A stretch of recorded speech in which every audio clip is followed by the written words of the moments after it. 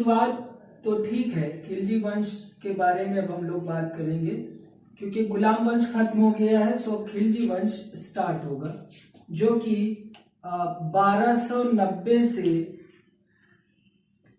1320 तक इनका मामला रहेगा। ठीक है। खिलजी वंश दिल्ली सल्तनत में सत्ता में रहने वाला जो वंश जो सबसे कम समय अवधि तक रहा, सबसे कम समय, देखिए ना, सिर्फ 30 साल जो है ये सत्ता पे रहे। तो ये सवाल भी, और वो वंश जिसने सर्वाधिक शासन किया वो तुगलक है, जो कि इसके बाद हम पढ़ेंगे। ओके, तो अभी इतना जान लीजिए कि खिलजी वंश, यहां से प्रश्न पूछा भी गया है, खिलजी वंश जो है सबसे कम समय अवधि तक शासन करने वाला वंश है। ठीक है। सो खिलजी वंश, अच्छा, खिलजी वंश के बारे में, खिलजी वंश ने, खिलजी वंश और गुलाम वंश में बहुत फर्क रहा है, बहुत अंतर रहा है, और बहुत सारी चीजें नई सामने आती हैं। पुराने कई चलन में जो चीजें थी उनको खत्म कर दिया जाता है, बहुत सारे चेंजेस आते हैं। फिलहाल हम एकदम शुरू से बात करेंगे। अगर मैं तुर्कों की बात करूं, तुर्क्स या टर्क्स के बारे में, इसके बारे में ऑलरेडी हम लोगों ने गुलाम वंश में डिस्कस किया था। ये जो तुर्क हैं, इनकी भौगोलिक स्थिति भी मैंने बताई थी कि ये कहाँ पर निवास करते थे। तो कहाँ पे करते थे, कोई बताएगा?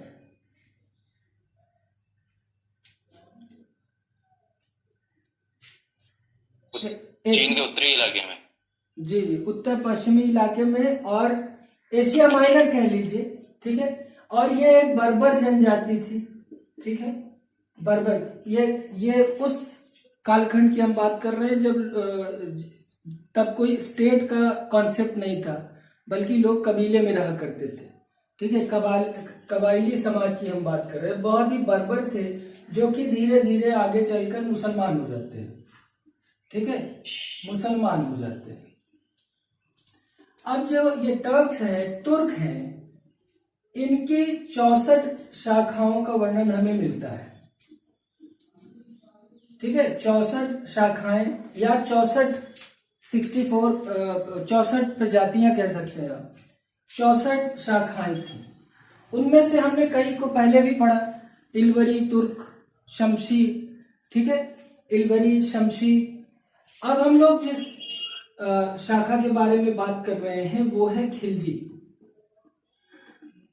खिलजी 64 जो तुर्क शाखाएं थी उनमें से एक है ये, उनमें से एक प्रजाति है ये 4वीं सदी में, 4वीं सदी कह लीजिए या 4th सेंचुरी भी कह सकते हैं, और क्या बोलते हैं, शताब्दी, 4वीं शताब्दी में ये कूच कर जाते हैं। कहां पर? अफगानिस्तान, अफगानिस्तान में कूच कर जाते हैं। ठीक है, अफगानिस्तान में कूच कर गए, और यहां पे एक घाटी होती थी हेललमंद, या फिर हेलमंद भी कहीं लिखा रहता है। ठीक है, हेलमंद घाटी, ये यहां पर शिफ्ट हो जाते हैं, रहना शुरू करते हैं। अब क्या हो रहा है, अच्छा, ये जो कौम है, ये जो तुर्कों की ये जो शाखा, ये भी बहुत बहादुर थी। इसके बहादुरी का जो मामला है वो हम देखेंगे खिलजी वंश में कि किस मंगोलों को भारत में जिस प्रकार से उनको रोकने का जो हर संभव प्रयास किया गया, उसमें सबसे आगे की पंक्ति में रहे हैं ये खिलजी वंश के लोग। तो बहादुर बहुत होते थे, लेकिन क्योंकि नस्लवाद एक बहुत बड़ी समस्या रही है, तो नस्ली आधार पर इनको कभी भी ऊंचे पोस्ट पे नहीं रखा गया, जो इसका बदला भी ये कायदे से लेते हैं बाद में। सो हेलमंद घाटी, यानी सारे ही तुर्क उधर चले गए थे क्या, चाइना से? कुछ, या फिर सिर्फ यही बात? कुछ, मैंने ये नहीं कहा कि सब, कुछ गए होंगे। फिर जाहिर सी बात है 4वीं शताब्दी की हम बात कर रहे हैं, और अभी हम जो डिस्कस करेंगे वो 13वीं और 14वीं शताब्दी की बात होगी। तो ऑब्वियस सी बात है कि तब तक तो जाहिर है कि 1 के फिर 2, 2 से 8, समझ रहे हैं आप, बढ़ता चला जाएगा मामला। सो हेलमंड घाटी आगे चलकर इसी क्षेत्र को खिलजी या खलजी क्षेत्र कहा गया, खिलजी क्षेत्र कहा गया, ये उस नाम से मशहूर हो गया। लोगों को ये लगता था कि ये लोग अफगानी हैं, लोगों को, आम जनमानस को ये लगता था कि ये अफगानी है। उसका रीजन ये है कि ये इन्होंने अफगानियों की जो परंपराएं थी ना उसको अपना लिया, और इस कारण परंपराओं को अपनाने के कारण खिलजियों को अफगानी माना गया। हालांकि मैंने बताया ये बेसिकली कौन है, ये तुर्क ही है, ठीक है। सो ये पूरी बात समझ में आ गई होगी कि ये यहाँ पे थे और कैसे यहाँ पर पहुंचे। अब देखने वाली बात है कि ये भारत कैसे आए, भारत में एंट्री इनकी कब होती है, कैसे होती है। तो भारत में इनका जो एंट्री है, जो प्रवेश है, वो कोई ऐसा नहीं है कि जलालुद्दीन फिरोज के साथ ही होती है, नहीं। ये जो तराइन का जो युद्ध होता है ना, तराइन का युद्ध याद होगा, इसको हमने इस पे बात कर चुके हैं हम लोग।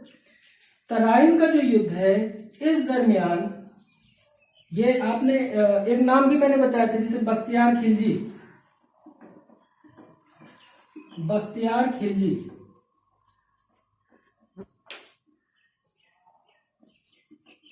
बख्तियार खिलजी का जिक्र मैंने किया था, इसका वर्णन तो इसके बारे में बताया था। तो बख्तियार खिलजी वो जिससे इसका किस यूनिवर्सिटी से मामला था, इसका किस विश्वविद्यालय से, नालंदा, याद होगा, बताया था। यानी खिलजी जो है ये गौरी के समय से ही भारत में इनका आना शुरू हो गया, लेकिन ये कभी भी बड़ी पोस्ट पे नहीं रहे, प्रशासन में ऊंचे स्तर पर इनका मामला नहीं था। इसका कारण था नस्लवाद। नस्लवाद एक समस्या थी, ठीक है। नस्लवाद उस वक्त भी व्याप्त थी, भले ही वो मुस्लिम थे। हालांकि जो इस्लाम में इसका मामला नहीं है, लेकिन क्योंकि ऐसा हमको देखने को मिलता है कि इनके इतिहास के मामले में कि ये नस्लवाद से ग्रस्त थे। गुलाम वंश में इसको हमने बहुत अच्छे से देखा है, ठीक है। वो जो संगठन बनाए गए और ये वो, तो ऊंचे ओहदे पर कौन रहता था, जो ऊंची जाति प्रजाति का था। तो यहां तक बात समझ में आ गई होगी कि तराइन का जो युद्ध होता है, यहां से खिलजियों की भारत में एंट्री होना शुरू होती है, यानी ये यहां से आना शुरू करते हैं और आगे चल के सत्ता पे आ जाते हैं। इसी को, इस कालखंड को जो अब हम लोग बात करने जा रहे हैं, खिलजी वंश, खिलजी वंश के बारे में ये तक कहा गया है कि ये इसको खिलजी क्रांति के नाम से भी जाना जाता है, खिलजी क्रांति के नाम से भी जाना जाता है। अब देखिए खिलजी क्रांति क्या होती है, वो सॉरी क्रांति क्या होती है और इसको खिलजी क्रांति क्यों कहा गया, इसको हम बात करेंगे। ये तो इनका इंट्रोडक्शन हो गया, ठीक है।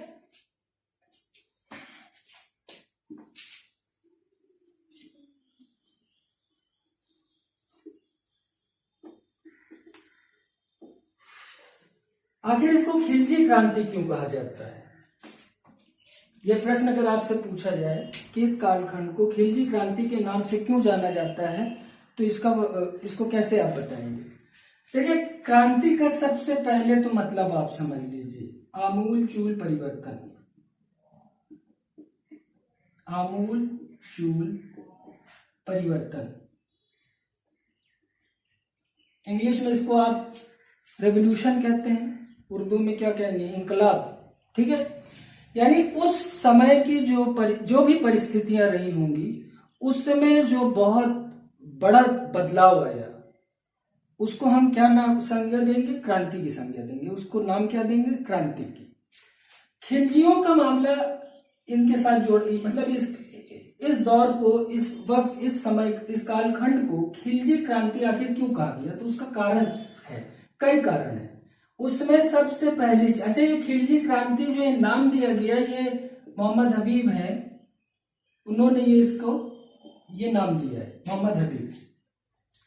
तो देखिए खिलजी क्रांति सबसे पहली चीज क्यों इसको इस समय इस कालखंड को क्यों खिलजी क्रांति कहा गया, उसका कारण था गुलाम वंश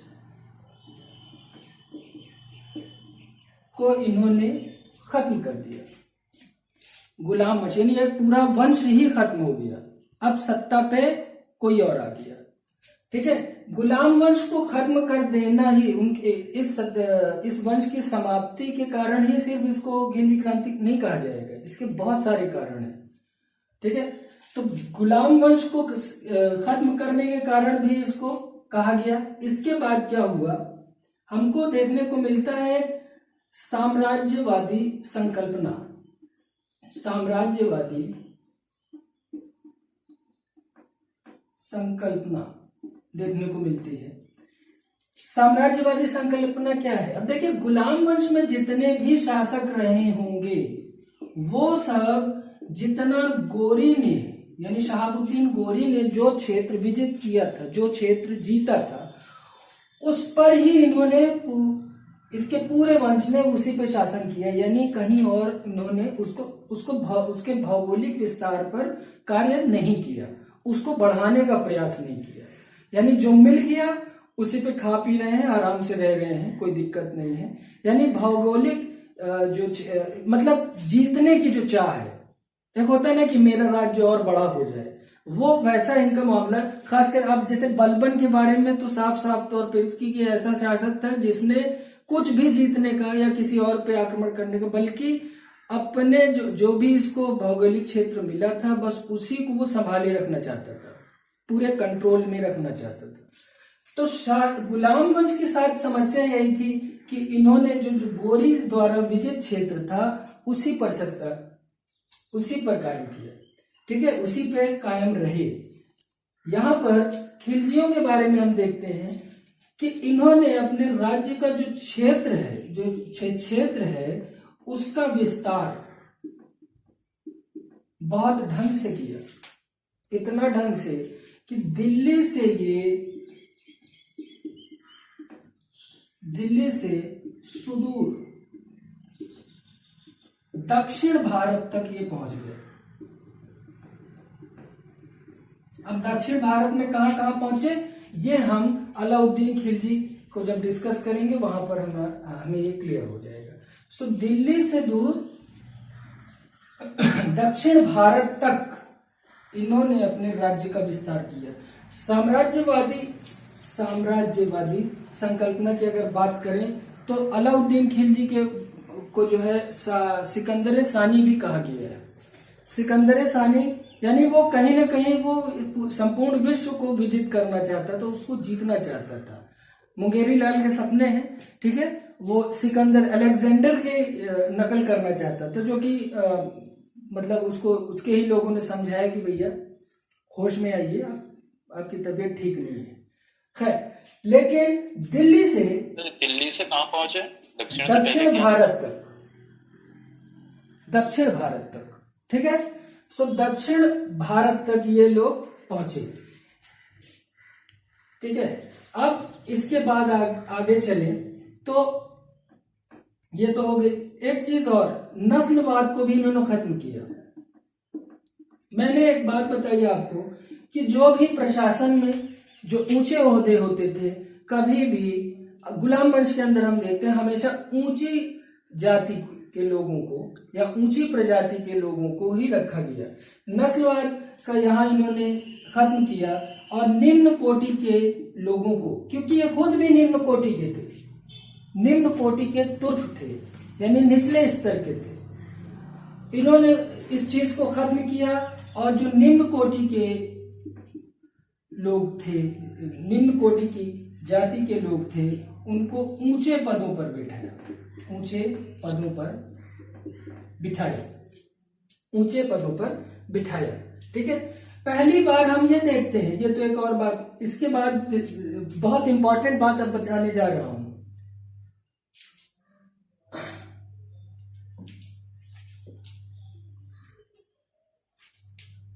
निम्न कोटि, अच्छा ये नस्लवाद हो गया। ठीक है, अब मैं जो बताने जा रहा हूं उसको बहुत ध्यान से समझिएगा। पहली बार ये देखा गया है क्योंकि मुसलमान धर्म को राजनीति से अलग नहीं करते थे। उस समय, ये वो समय है जब खिलाफत चल रही थी। ठीक है, खिलाफत का जो मरकज है, जो केंद्र रहा होगा इस समय कहां रहा होगा?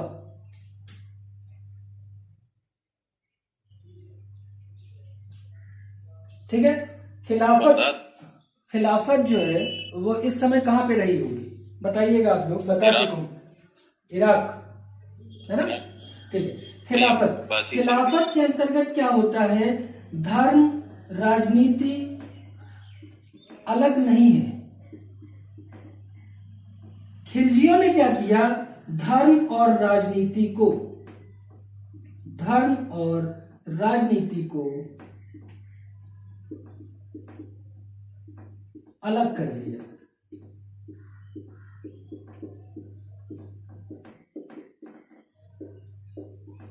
ठीक है, धर्म और राजनीति को अलग कर दिया।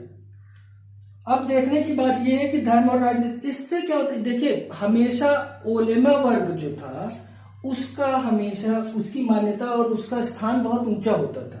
उलेमा वर्ग जो होता था, उलेमा वर्ग यानी धार्मिक गुरु जो होते थे मुसलमानों के, उनका स्थान हमेशा और उनकी राय लिए बगैर कोई कार्य नहीं होता था।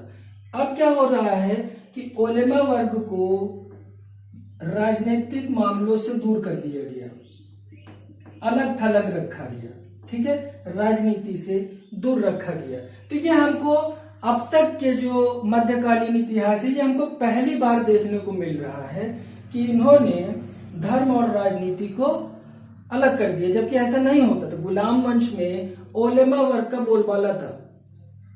अब यहां से इन्होंने धर्म और राजनीति को अलग कर दिया। ठीक है, आगे बढ़ते, इसको मैं थोड़ा साफ कर दूं फिर।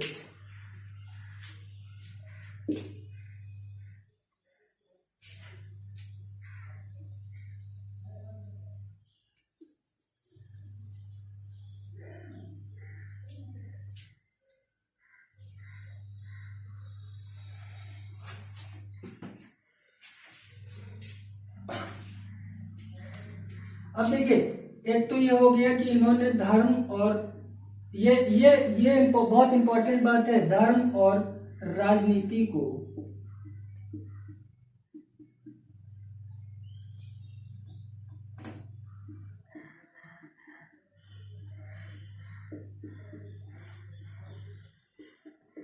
अलग कर दिया।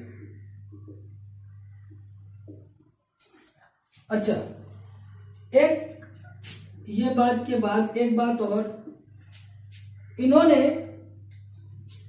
जैसे एक स्थान पर, एक जगह पर हमको देखने को मिलता है कि जनमत पर बहुत जोर दिया गया। जनमत पर, जब जलालुद्दीन फिरोज खिलजी क्यूमर्स की हत्या करता है तो उसके बाद एक आम जनता में एक रोष पैदा हो जाता है। ठीक है, वो चाहता तो फौरन अपना राज्यारोहण करा सकता था, सत्ता संभाल सकता था, लेकिन उसने नहीं किया। क्यों? उसने देखा कि लोगों की मर्जी क्या है, उसका उसने ध्यान रखा। फिर इसी का एक आप ये समझ लीजिए कि एकदम उल्टा मामला भी हमको इसी खिलजी वंश में देखने को मिलता है कि जनमत के अलावा जब अलाउद्दीन खिलजी आता है तो वो जनमत को बोलता है कि भैया इसका कोई स्थान नहीं है। शक्ति, सत्ता,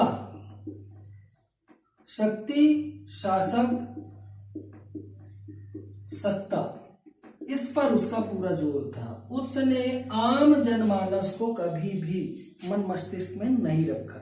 कम से कम उसके फैसलों में तो नहीं दिखता कि उसने जनमत का कभी ध्यान रखा होगा। फैसले ले खत्म कर दिया।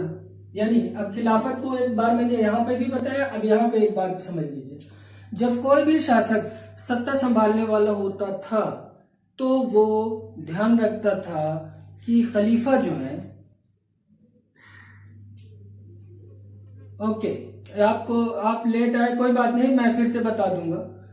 ठीक है, आप मेरी बात समझिए। पहले धर्म और राजनीति को हमने यहाँ पर एक बार देखा कि खिलाफत किस प्रकार से इसका मामला देखने को मिलता है। यहाँ पे जो हम खिलाफत की बात कर रहे हैं, कोई भी शासक जब सत्ता पे बैठने वाला होता था तो वो परमिशन लेता था, ठीक है, वो परमिशन लेता था जो उस वक्त का खलीफा रहा होगा, हमने कई बार देखा, ठीक है। अब वो उनसे अप्रूवल लेते थे, उसके बाद वो अपने आप को उस क्षेत्र का शासक घोषित करते थे। यहाँ पर इसने खास करके अलाउद्दीन ने ये कहा कि जो खलीफा है, यानी खलीफा की मर्जी का मुझसे कोई लेना देना नहीं, उसने किसी से नहीं पूछा, ना ही बताया। कुल मिलाकर मैंने बताया ना, उसका सारा जोर था शक्ति, सत्ता और शासन। उसने खिलाफत के कॉन्सेप्ट को कम से कम कुछ वक्त के लिए दिल्ली से एकदम दूर कर दिया। कोई नाराज हो या जो भी हो, तो कुल मिलाकर ये कहीं ना कहीं, क्योंकि उस वक्त जो मुस्लिम फ्रेटर्निटी थी उनका जो मानना था कि शासक वही है जो खलीफा की परमिशन से कार्य करे या उसकी परमिट से ही सत्ता संभाले, इसने उस कॉन्सेप्ट को तोड़ दिया, ठीक है। इसके अलावा हम और भी कारण देख सकते हैं, इन्होंने बहुत सारे बदलाव किए। खिलजी वंश देखने में तो भैया ये सिर्फ 30 वर्षों का मामला है, लेकिन इस दरमियान बहुत सारी चीजें हुई। जैसे आप देखिए, आर्थिक मामला भी बहुत बदल गए। उस वक्त का जो भी आर्थिक मामला रहता था वो सब बदल गया, ठीक है। उसमें टैक्सेशन सिस्टम बदल गया और नए नए टैक्सेस लगाए गए। जो इस्लाम में जो बेसिक मामला है, जैसे कि जजिया है मुसलमानों का, जो यहाँ पे भारत में लगाया गया, उनके अलावा भी इसने कई और कर लगाए, ठीक है। और इसने एक काम और भी किया इस वंश ने, कि पहले जैसे तुर्क अमीर होते थे उनका बोलबाला होता था, इसने निम्न कोटि के लोगों को स्थान दिया, ठीक है। और एक और मामला, जैसे धर्म को लेके, जो ये तो मुस्लिम थे लेकिन जो अन्य धर्म थे उनको लेकर इन्होंने उदार नीति अपनाई। खास करके जो जलालुद्दीन फिरोज है, फिरोज खिलजी जलालुद्दीन, उसने जो है बहुत ही उदारवादी दृष्टिकोण रखा। किनके मामले में? दूसरे अन्य धर्मों के। अन्य धर्म से मतलब, क्योंकि भारत के बारे में बात हो रही है तो हम हिंदुओं की बात कर रहे हैं, ठीक है। तो हिंदू धर्म के प्रति बहुत ही उदार रवैया रहा उसका। अलाउद्दीन खिलजी भी इतना ज्यादा बर्बर नहीं था जैसा कि हम आगे कई शासकों के मामले में देखते हैं। तो आई होप कि ये बातें आपको क्लियर हो गई होंगी कि आखिर इसको खिलजी क्रांति क्यों कहा जाता है। किसी को इसमें डाउट हो तो वो पूछ सकता है। उदारवादी और ये खलीफा से इजाजत न लेने की प्रथा को, मतलब ये किसने, जलालुद्दीन खिलजी या अलाउद्दीन खिलजी ने? ये मतलब देखिए, ये जलालुद्दीन फिरोज तो बहुत थोड़े दिन थे। अलाउद्दीन खिलजी ने ये जो खलीफा से परमिशन वाला मामला था ये खत्म कर दिया। ओलेमा वर्ग को राजनीति से अलग कर दिया, यानी धर्म और राजनीति के मामला को अलग कर दिया।